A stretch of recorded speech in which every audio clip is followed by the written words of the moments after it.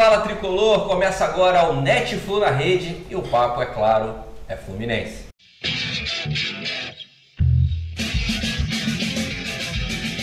E aqui comigo, Paulo Brito, o furador.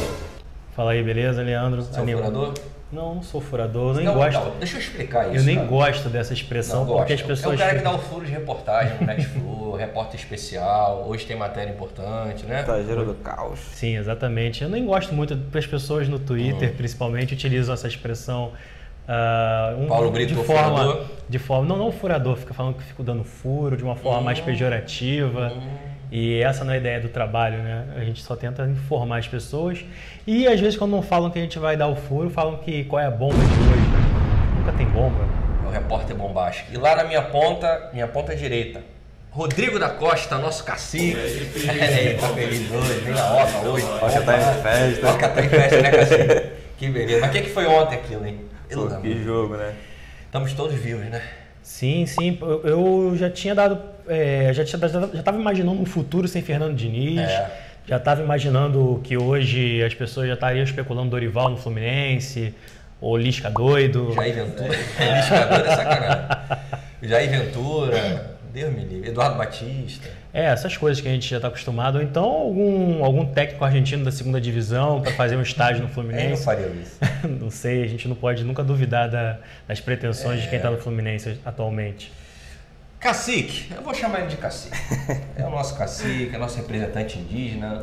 No primeiro programa reclamava que só tinha os 3 irmãos aqui, os 3 irmãos gêmeos. Então eu falei, vou botar uma camisa diferente, uma branca, aí tem o nosso representante indígena, o representante negro e o branco. Fica legal, uma diversidade bacana, né? Então é o seguinte, o jogo ontem, não ri não, é verdade. Essa agora é falando sério, cara, falando sério do jogo de ontem. Como é que ficou? Primeiro eu falar como torcedor. Somos torcedores do Fluminense, isso é mais importante que qualquer coisa. Como é que ficou o coração? Primeiro depois daquela virada no 4-3, que meu irmão, tipo, porra, inacreditável o que aconteceu. E no 5-4, como é que foi a tua reação, Paulo? Bom, eu tava fazendo a crônica, né, do jogo, então eu já tinha mudado o lead, quer dizer, o primeiro parágrafo da crônica umas 3 ou 4 vezes. E eu já estava voltando a escrever para finalizar a crônica e fez o 5º gol. Eu quase joguei o laptop no chão e tal. Comemorei, mas de forma contida, porque eu moro num prédio pequeno, antigo, e tem 2 vizinhas. Uma tem 85 anos, mora sozinha, a outra tem 87 anos, mora sozinha. E o jogo já estava... Você acordou as velhinhas? Não sei se eu acordei as velhinhas, mas de vez em quando elas tomam um susto, né? Então... Para evitar que algo de pior acontecesse ao coração delas, 5 sustos eu ontem, né? controlei o meu coração. Não, 5 sustos não, porque eu não cheguei a comemorar tanto o primeiro nem o segundo gol, mas a partir do terceiro... Cacique, como é que foi? Um misto de emoções ontem, né? Você fez o tempo real lá no Twitter. Foi um misto de emoções. O começo do jogo era de sentimento de raiva, né? Porque 3 gols em 15 minutos, aquilo não existe. Aí quando o Júlio César entregou o segundo gol, aí já deu uma esperança, Júlio né? César.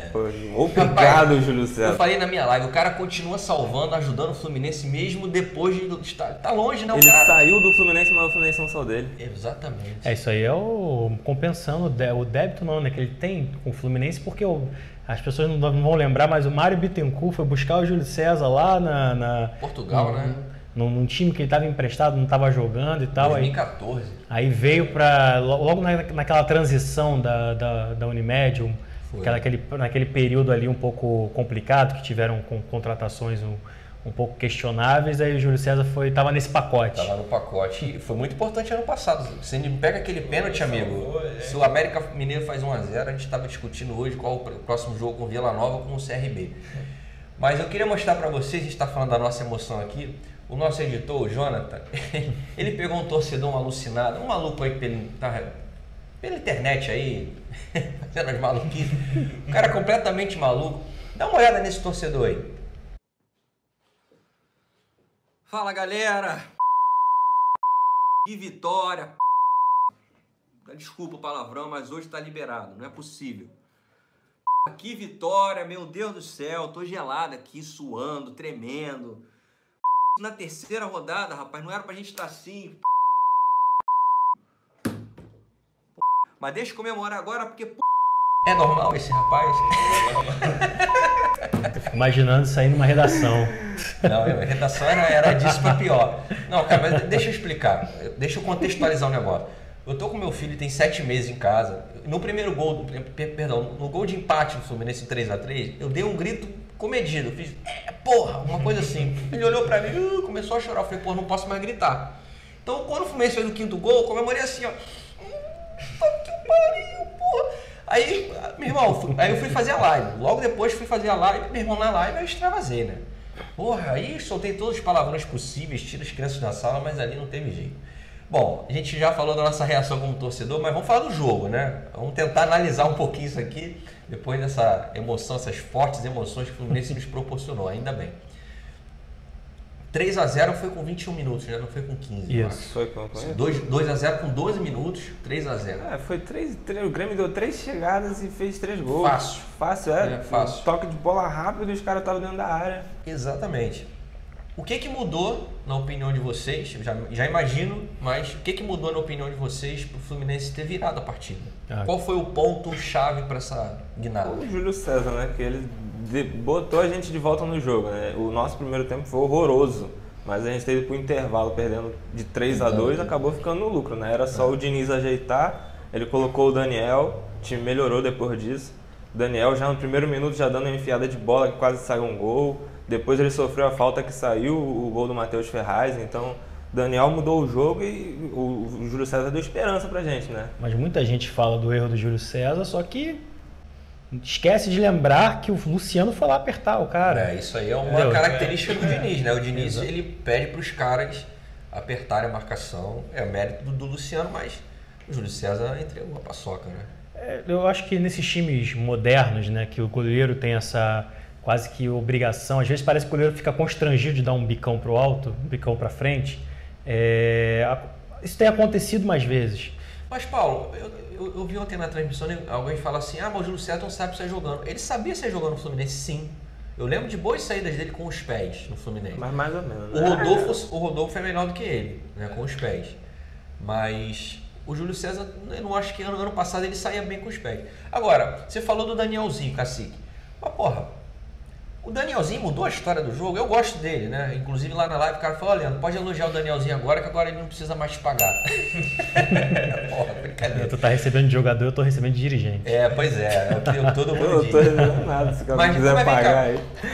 Pois é, aí ó, nosso cacique aqui tem que reformar a obra. Né? Agora, foi o Danielzinho que mudou o jogo? Ou foi o fato de você ter tirado um jogador pesado no meio campo, como o Ayrton, e ter colocado um mais leve?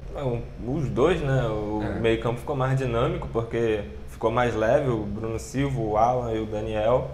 E o Daniel deu outra dinâmica pro time, né? Na construção das jogadas. Verticalizou o jogo. Faltava um armador, né, no time pra verticalizar o jogo, da outra dinâmica, porque com 3 volantes não tinha isso, o time ficava lento, não tinha criatividade. Mas não tem isso há muito tempo, né, Paulo? Não tem, porque também se esperava isso do Ganso. Só que o Ganso tá no estaleiro já há algumas partidas, expectativa até é que ele volte agora contra o Botafogo, mas mesmo assim o Fluminense ainda carece de opções no banco de reservas. O Daniel, quando chegou o Diniz, a gente esperava que ele fizesse esse papel, até fez nos primeiros jogos do Carioca, depois caiu o rendimento, veio o Léo Arthur recentemente, mas ainda não teve oportunidade para mostrar o futebol, jogou uma partida, se eu não me engano, só, logo na primeiro jogo que ficou à disposição do Diniz. E agora é ver o que o Guilherme pode fazer, se ele vai ser o Guilherme que estourou lá em Minas Gerais no início da carreira, que estourou na Copa São Paulo de Futebol Júnior, ou se vai ser esse Guilherme aí do Corinthians, do Atlético Paranaense e do Bahia. Reserva. Pois é, a escalação do Guilherme, eu achei assim, totalmente desmedida. Primeiro, a gente não está falando do Messi, né, que veio lá da Europa como cracaço, né, veterano que vai encerrar a carreira. A gente está falando do Guilherme, como o Paulo bem disse, o cara jogou no Corinthians, não foi bem. No Atlético Paranaense com o Diniz, não foi bem. No Bahia era reserva, nem no banco ficava. Aí o cara chega, treina, bota a camisa, ele vai para a janela lá do ônibus, como o Romário gostava de dizer. E assim, a gente perdeu o Everaldo, que a gente vai falar já sobre o caso Everaldo. Na minha opinião, foi a decisão correta de ter tirado ele do jogo. Mas assim, tira um jogador rápido, de velocidade, que tem o drible à disposição, para colocar um cara lento ali pelo lado esquerdo, que foi a oposição. O Evandro foi contratado, já tem a quinta partida que o Evandro fica no banco e não joga. É o jogador de velocidade. Era jogo pro Guilherme? Falei que assim. Não era. O Fluminense com o Everaldo jogou 3 jogos aí, com 3, 4 jogos com 3 volantes, com o Everaldo, que é de velocidade, não ganhou nenhum jogo, perdeu todos. Como que ia funcionar com o Guilherme, né? Que é mais lento, que não tem o drible do Everaldo, não tem... Não funcionou. Então... Eu acho que o Diniz deve ter alguma lembrança carinhosa do Guilherme, porque só isso explica ele já iniciar com um jogador que estava treinando separado, não estava nem treinando com o elenco do Bahia. O Guilherme com o Diniz no Atlético Paranaense fez 5 gols em 17 jogos, foi substituído em 11. A função dele não é o centroavante, né? Mas assim, cara, assim, você contrata um jogador que está numa fase decadente da carreira, ele vai para 31 anos. Fez uma ótima Libertadores pelo Atlético, né, em 2013, começou muito bem no Cruzeiro quando ele era aquele atacante de velocidade, né, partia para dentro, mas eu nem achei que ele jogou tão mal ontem não, tá, só para pontuar. Ele deu umas viradas de jogo. Sim, eu achei que ele foi correto, foi discreto, mas não era jogo para ele. Agora, desculpa até te cortar. Não, pode falar. Agora, se o Diniz inicia o jogo com o Pablo Diego, por exemplo, na ponta, e resolve colocar o Guilherme, mas no lugar de um dos volantes, eu acharia menos pior, vamos dizer assim, do que foi. Porque eu acho que faria muito mais sentido. Ele, por exemplo, não tem o Ganso aqui, acho que esse jogo não é um jogo para o Danielzinho, o Léo Arthur ainda tá pegando ritmo, o Guilherme já tem um pouco mais de cancha, porque já jogou em outras equipes grandes. Coloca o cara, então, ali como o último homem do meio de campo, né? E para tentar municiar os jogadores de frente, e coloca o Pablo Diego ou um outro jogador rápido, o Evandro, numa das pontas, com o Johnny na outra ponta, e o Guilherme podia fazer a troca ali com o Luciano, toda hora revezando. Poderia ser. Porque a escalação que o Fluminense, a formação tática foi os 3 volantes, o Alan saindo um pouco mais, mas sem ser aquele meio armador, o Guilherme pela esquerda, ele é destro, corta para dentro, o Luciano de centroavante, mais uma vez ele repetiu o Luciano de centroavante, e o Johnny na ponta. O Luciano jogou ali de falso 9, né? Eu não gosto muito desse negócio de falso 9, não. Para mim, ele é 9, ou é um 9 falso. Mas enfim, tava aquele atacante mais móvel e o Johnny que tem jogado bem pela ponta direita, né? O Johnny é ponta, né? Ele é ponta direita, né? Ele vinha quebrando um galho ali. Mas quem é que armava naquele time? Quem é que marcava? Porra, o Grêmio chegou 3 vezes, velho. Tocando bola, gol. Time rápido. Rápido, objetivo. Jean-Pierre, Everton. Então, o meio campo do Fluminense lento, os caras estavam levando muita vantagem. O melhor armador do Fluminense joga na lateral esquerda. O Caio Henrique. Mas esse é o problema que eu acho que ele vai resolver, na minha opinião, eu espero, quando o Mascarenhas voltar. Porque aí o Mascarenhas assume a lateral esquerda e o Caio Henrique vem. O meu meio campo, não sei o de vocês, fica até os amigos aí quiserem comentar, acho legal, essa é uma discussão válida. O meu meio campo é Caio Henrique, Alan e Ganso. Mas tá faltando quem que marca aí, meu amigo? Ayrton, Bruno Silva e Alan, nos últimos 2 jogos estão 6 gols. Eu acho que aliás, o Alan vamos lá pela aí, nos últimos 4 jogos, 2 gols de Santa Cruz, Goiás 3, Santos 5 e ontem 4. Foram 9 gols em 4 jogos com 3 volantes. Então, é até uma das informações que eu devo dar mais cedo. O programa é gravado pela manhã, né? Então, o programa é gravado pela manhã, vai ao ar à noite. Se fosse ao vivo seria uma exclusiva, mas acredito que não vai dar tempo de ser. Que a informação que eu tenho é que os remédios e aplicação de injeções estão sendo feitas no Mascarenhas, elas não estão dando resultado. Então, não está sendo descartada a opção de uma cirurgia. Então, pode ser que o jogador... É a mesma lesão do Léo Santos, né? Aí vai ter que contratar, né? Vai ter que ir no mercado. Pode ser que o jogador tenha que passar por uma cirurgia e aí ficar mais tempo fora. Porque o Marlon tá para ir embora, ele nem vem sendo relacionado. O Calazans poderia fazer aquela função, a mesma coisa, deve para São Paulo, né? Então a gente está numa situação difícil na lateral esquerda. Marlon que custou o mesmo que Everaldo, né? 2 milhões de reais, o Fluminense renovou por 3 anos, vai entender um troço desse. Mas para encerrar o programa, vamos falar do caso Everaldo, né? Eu acho que é um caso à parte, né? Só recapitulando, o Fluminense tinha opção de compra, né, de depositar 2 milhões pelo Everaldo, conseguiu o valor, até o Paulo Brito apurou essa informação aqui no Netflu. O Fluminense conseguiu o valor com o investidor, foi isso, Paulo? Foi. Tinha os 2 milhões, mas não bastava pagar os 2 milhões, tinha que renovar, fazer um novo contrato. Qual foi o erro do Fluminense? Não ter feito uma renovação automática. que vocês acharam desse imbróglio? Como é que terminou ontem, né? Já que ele não jogou e não joga mais pelo Fluminense. E o que vocês teriam feito para não perder o jogador de graça? Eu acho que, no caso, eu até cheguei a explicar isso numa matéria também, né? Netflix, mostrando os bastidores de toda essa transação aí do Fluminense com o Everaldo. O maior problema do Fluminense com o Everaldo chama-se Nelson Batista, que é o empresário, um dos empresários do jogador, junto com o Fabiano, que agora não me recordo o sobrenome, peço até desculpas. Quando o Fluminense trouxe o Everaldo, o Nelson não queria que o Everaldo viesse para o Fluminense, provavelmente por conta de um problema que teve o Eduardo Batista, ainda quando comandava o Tricolor. 2015. Então, qual foi a condição de que se aceitasse o negócio? Tudo bem, a gente empresta o jogador para vocês, mas a gente não vai definir um valor para salário caso vocês queiram renovar com o atleta, comprando o jogador em definitivo. O que o Paulo está dizendo é o seguinte: o Fluminense não teve força negocial com o jogador do São Bento, de Sorocaba. É o fim dos tempos. Hein, Cacique? Fala aí. Não, sim, verdade. O Fluminense está perdendo muita força no mercado, né? Não é possível com o jogador do São Bento. O problema é a administração, cara. O Gustavo Albuquerque fez o vídeo aí pro Netflix e ele falou muito bem, tinha problemas, uns erros ali contratuais na situação com o Everaldo que o Fluminense poderia ter resolvido em questão de cláusula, mas não fez, por incompetência, né? Não, primeiro, você está falando de um jogador que precisava ter um lugar ao sol, e o Fluminense era esse lugar ao sol, né? Saiu de um time pequeno para um time grande.